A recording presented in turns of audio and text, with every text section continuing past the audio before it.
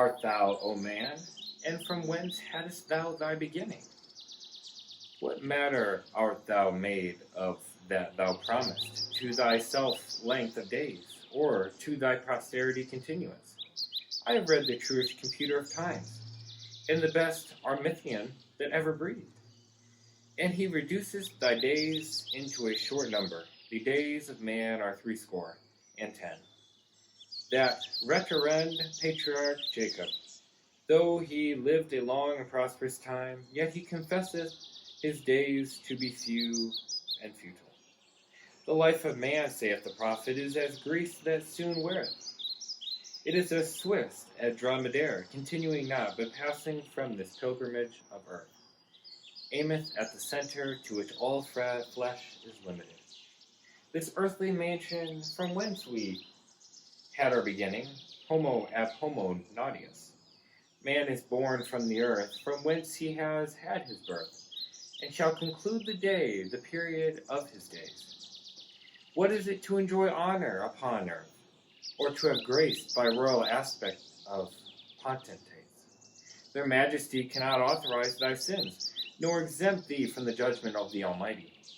It is not the king, but the King of kings shall judge, who holdeth his iron rod in his hand, to be avenged of him that worketh wickedness before him. He cannot endure the ways of the unrighteous, but will either look upon thee with the eyes of his mercy, or give thee the wages of sin, to live with reprobates and sinners in the ne'er quenched fire of his wrath, there to be punished eternally.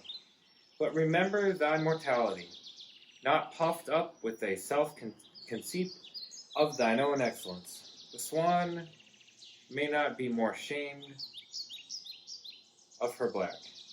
Hey, you know what? How long is this? 17 pages. I'm going to read that later. Oh, hey guys, you caught me during my poetry reading time. Actually, that poem is an important piece of computing history. Did you catch the word in there? Meet me inside, and we will explore it some more. All right, well, now that we're inside, we're a little bit more comfortable. When you caught me in my poetry time, did you hear a word in that poem that seemed a bit out of place? No? Well, let me give you a clue. That poem was written in a book from 1613. Still didn't help you? All right, I'm going to read a small portion again. It's all right. You don't have to listen to the full thing. I'm only going to read a small portion of it and see if you can pick it out this time. I have read the truest computer of times and the best Armithian that ever breathed. And he reduceth thy days into a short number. The days of man are 80 and 10. Couldn't miss it there, could you? Did you hear that? Did you hear the word computer? Richard Brathwaite wrote this book, The Young Man's Gleanings, and in it he included the word computer. His book from 1613. Well, how can this be? Well, that's exactly the subject of our next major milestone in computing history. Richard Brathwaite was an English poet born in 1588. Little did he know he would start something huge. He would be the first person to ever write down the word computer. According to the Oxford English Dictionary, the word computer was first used verbally in 1579. But because it's a verbal record, it's really hard to verify that for sure. But written records are much easier to date. So that's why we know that in 1613, Richard Brathwaite first wrote this word. And Oxford credits Richard Brathwaite as the man who first used the word computer. But so what? How in the world did he know how to use this word? Computers are recent innovations and weren't invented until the 20th century, right? I mean, how would he know how to use the word? That doesn't answer that question. I'm sure many of you have. And none of that yet addresses the absurd claim I made in the title that computers are older than dinosaurs. Of course dinosaurs are older. I'll be getting to both, so I request your patience. See, the word computer once had a different meaning than the way you and I now use it today. When Richard used the word, he was speaking of a computer nearly as old as time itself. He was speaking of you, me. He was speaking of humans. Richard was using the word computer in the context of a human computer. See, the word computer being used for an electronic or digital device is in itself a relatively recent change. Up until the 1940s, the word computer only referred to a human. The context in which Richard uses it in his book is it's a human counting numbers, years, months, days, etc. Basically, he was counting something. He was counting math. Human computers, well, computed.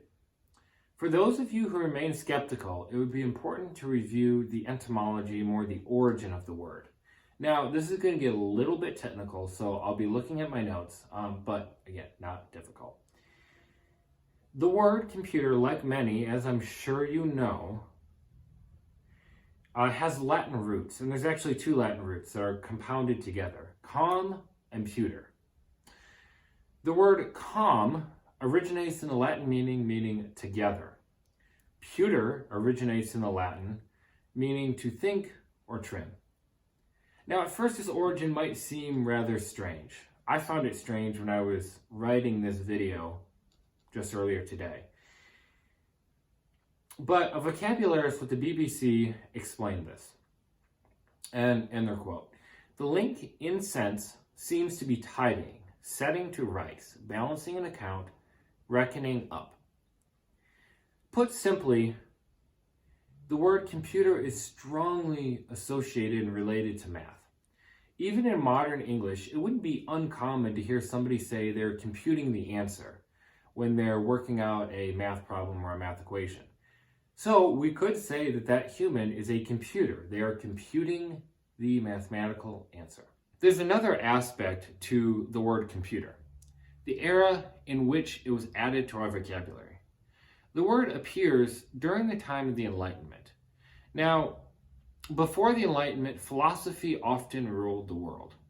The world was switching to one of kings, monarchs, art and philosophy to one of democracy, freedom, knowledge, and education that was open to all. It began to shift less from the upper classes to more towards the lower classes, knowledge, that is. Within this culture, mathematics were seen as democratic. Anyone could learn math. Along with this, anybody had the ability to master math. Math is a very black and white. In philosophy, you can't be sure of anything in particular, but anyone, if they knew the rules of math, could work out the answer. The answer would be right or the answer would be wrong. Mathematics, through computation, was often seen at the time as the one and only way to truly understand the world and the mysteries it contained. Many believed that the world could reduce all knowledge and philosophy to a series of computable mathematical equations. Gottfried Leibniz, a German mathematician, wrote in his 1685 book, The Art of Discovery, if controversies were to arise, there would be no more need of disputation between two philosophers than between two calculators. Again, referring to human calculators.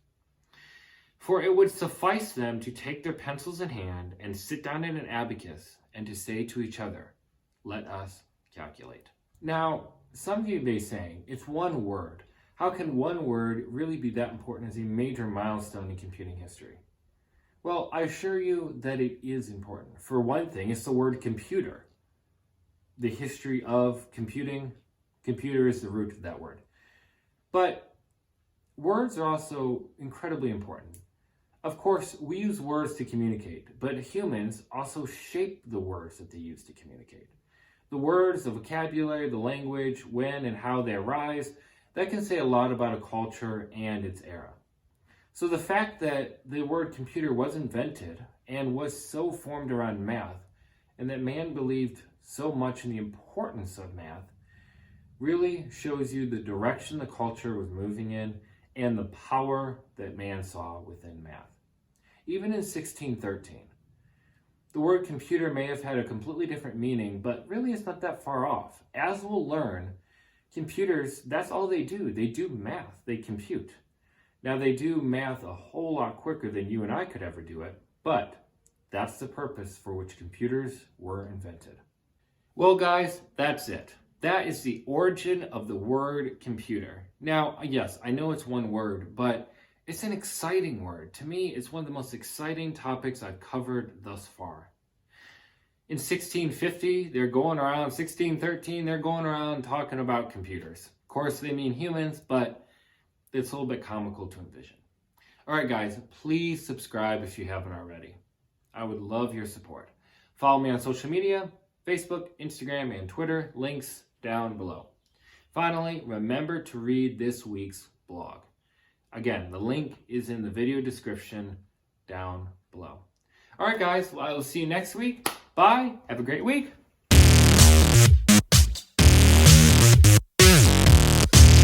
Oh, I nearly forgot. Before we get too far, I'm going to justify the name of this video. Computers are older than dinosaurs.